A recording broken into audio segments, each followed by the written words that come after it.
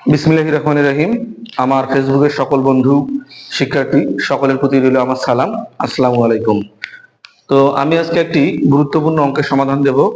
এই সমাধানটি হচ্ছে অষ্টম থেকে দশম শ্রেণী পর্যন্ত। কোন শ্রেণী? অষ্টম থেকে দশম শ্রেণী পর্যন্ত।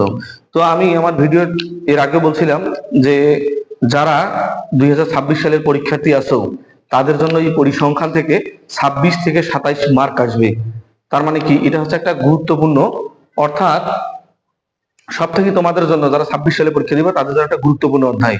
তো আমরা শুরু করি। আমি যে অঙ্কটা দিয়ে আজকে করাবো, এখানে শ্রেণী ব্যাপ্তি আছে এবং কি আছে? গণসংখ্যা। শ্রেণী ব্যাপ্তি, গণসংখ্যা।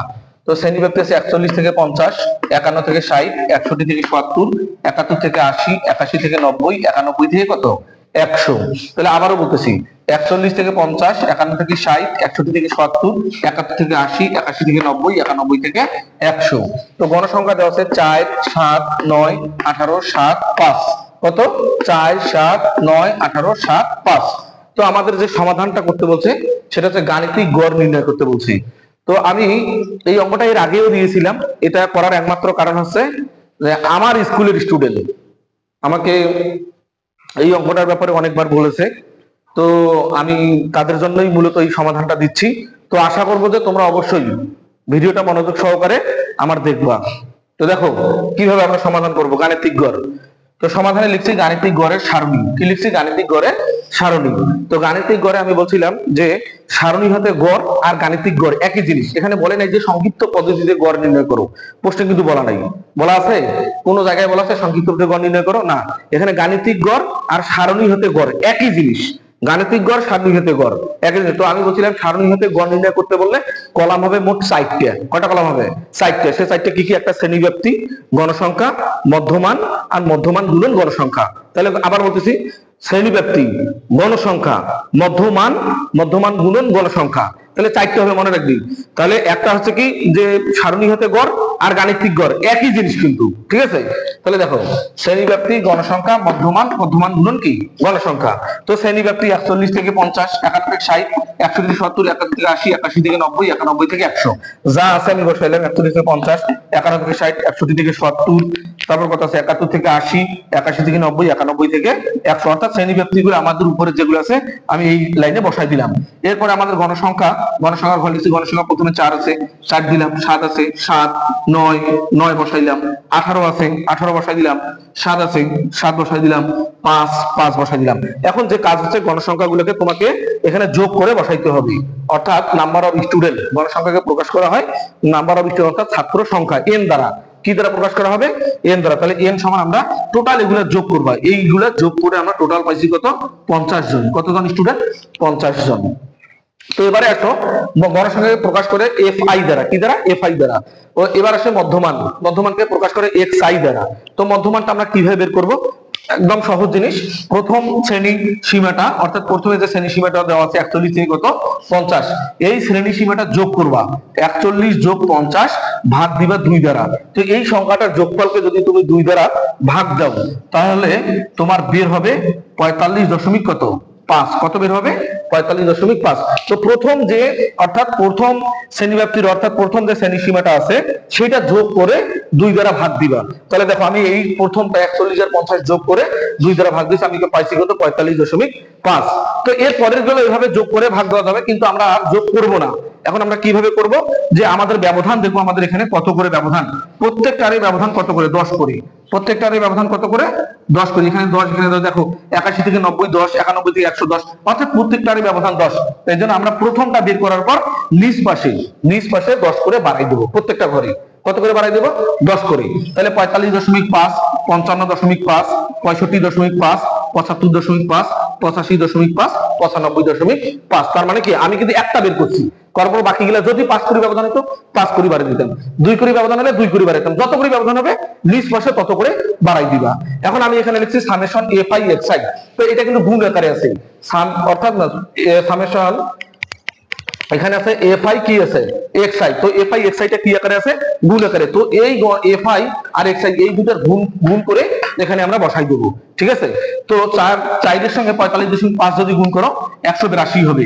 7-এর সাথে যদি 55.5 গুণ করো 388.5। 9-এর সাথে 65.5 গুণ করলে 599.5। 18-র সাথে যদি 75.5 গুণ করো 1359। 7-এর সাথে যদি 85.5 গুণ করো 598.5। 5-এর সঙ্গে যদি 95.5 গুণ করো 477 কি হবে 5। তো এখন যেটা কাজ হচ্ছে, এটা তোমাকে টোটাল যোগফল করতে হবে, অর্থাৎ সামেশন fi xi বের করতে হবে। ঠিক আছে, তাহলে কি বের করবো আমরা? সামেশন fi xi, তার মানে এটা টোটাল যোগফল। এটা কি করবো আমরা? যোগ করব। তাহলে যোগ করলে আমরা পাইলাম 3500 কত 95। কত পাইলাম? 3595। তো এটা আমরা বের করছি সামেশন fi xi এর মান। ঠিক আছে, তো এটা কিন্তু আবার বলতেছি fi xi টা কি? এই গণসংখ্যা আর মধ্যমান গুণ করে এখানে বসাই দিবা, প্রত্যেকটারে গুণ করে এখানে বসাই দিবা, গুণ করে এখানে গুণফলটা এখানে বসাই দিবা। এরপরে এই যে মোট গুণফল গুলো আছে, এগুলো যেগুলো বেরিয়েছে এগুলোকে সবগুলো কি করবা? যোগ করবা। যোগ করলে আমরা পাইলাম সামেশন fi xi এর মান। তো আমরা জানি গড়ের সূত্র, আমি এর আগে শুরুতেই যখন আমি পরিসংখ্যান শুরু করি তখনই আমি সূত্রগুলো দিয়ে দিছিলাম, যে আর আবারও বলতেছি সূত্র ছাড়া কখনো কোনো অঙ্কর সমাধান করতে পারবে না। তো আমরা জানি গড়কে x বার দ্বারা প্রকাশ করে, কি দ্বারা? গড় x বার। তো আমরা জানি গড় x বার সমান summation fi xi divided by n। তাহলে আবার আমি সূত্রটা বলতেছি, সূত্রটা কি? আমরা জানি গড় x বার, গড়কে x বার দ্বারা প্রকাশ করা হয়। গড় x বার সমান summation fi xi divided by n। তাহলে সামেশন fi xi এর মান আমরা কত পাচ্ছি? 3595। তার মানে সামেশন fi xi সমান আমরা কত পাচ্ছি? 3595। আর n মানে ছাত্র সংখ্যা, মোট কতজন? 50 জন। ঠিক আছে, তাহলে আমি এখানে সামেশন fi xi এর জায়গায় বসে দিছি 3595। তাহলে n ছাত্র সংখ্যা কত? 50। এই যে n এর জায়গায় বসাই দিলাম কত? 50। তো এই 3595 কে যদি তুমি 50 দ্বারা যদি ভাগ দাও, তাহলে তোমার বের হবে উত্তর 71.9। কত বের হবে? 71.9। এটাই হচ্ছে আমাদের গাণিতিক গড়ের উত্তর। ঠিক আছে, তো এইভাবে অর্থাৎ তোমাদেরকে মনে রাখতে হবে, প্রশ্ন তোমাদের 3 ক্যাটাগরিতে থাকবে। একটা সংক্ষিপ্ত পদ্ধতির গড়, ওই ক্ষেত্রে আমি বলছিলাম যে 5টা কলাম হবে, আর সারণী হতে গড় আর গাণিতিক গড়, এখানে সেম 4টা করে কলাম হবে। সে কি কি 4টা কলাম? শ্রেণীব্যাপ্তি, গণসংখ্যা, মধ্যমান, আর হচ্ছে কি সামেশন fi xi। আর মূল যেটা হচ্ছে সেটা হচ্ছে তোমাদেরকে ওই এই কলামগুলো মনে রাখতে হবে। দ্বিতীয়ত হচ্ছে যে সূত্র ছাড়া তো কোনো অঙ্কই সমাধানই হবে না। তাহলে গড় x বার সমান summation fi xi divided by কত? n। ঠিক আছে, তো এই নিয়মের ইনশাআল্লাহ আমি আশা করব যে সারণী হতে গড় এবং হচ্ছে কি গাণিতিক গড়। তো ইনশাআল্লাহ তোমরা আমার ভিডিওটা যদি ভালো করে দেখো, তাহলে এই নিয়মের অঙ্কের আর কোনো ধরনের সমস্যা হবে না। তো আমার ভিডিও যদি তোমাদেরকে ভালো লাগে, তোমরা অবশ্যই বেশি বেশি কমেন্ট, লাইক করবা, লাইক দিবা, আর হচ্ছে শেয়ার করে দিবা। আর আমার এখানে একটা আমি আমার ইউটিউব চ্যানেলের নাম দিয়ে দিছি। ইউটিউব চ্যানেলটা হচ্ছে আমার @MOLLA মোল্লা 7029। তাহলে আমার ইউটিউব চ্যানেলটা কি? @MOLLA মোল্লা 7029, @MOLLA 7029। এটা আমার ইউটিউব চ্যানেল। এখানে সম্পূর্ণ ভিডিও সুন্দরভাবে পাবা তোমরা। অর্থাৎ আমার ইউটিউব চ্যানেলে চাকরিজীবীদের জন্য, অর্থাৎ যারা চাকরি প্রার্থী তাদের জন্য আলাদাভাবে প্লে লিস্টে আলাদাভাবেই অপশন আছে, আবার নবম দশমের জন্য আলাদাভাবে অপশন আছে, এবং হিসাব বিজ্ঞান একাদশ দ্বাদশ তাদের জন্য আলাদাভাবে, অর্থাৎ প্লে লিস্টে সুন্দরভাবে আমার ইউটিউব চ্যানেলে গেলেই তোমরা দেখতে পাবা। তো আমি আশা করবো যে আমার ইউটিউব চ্যানেল তোমরা সাবস্ক্রাইব করবা, নতুন নতুন ভিডিও আসলেই যেন তোমরা দেখতে পাও। ধন্যবাদ সবাইকে।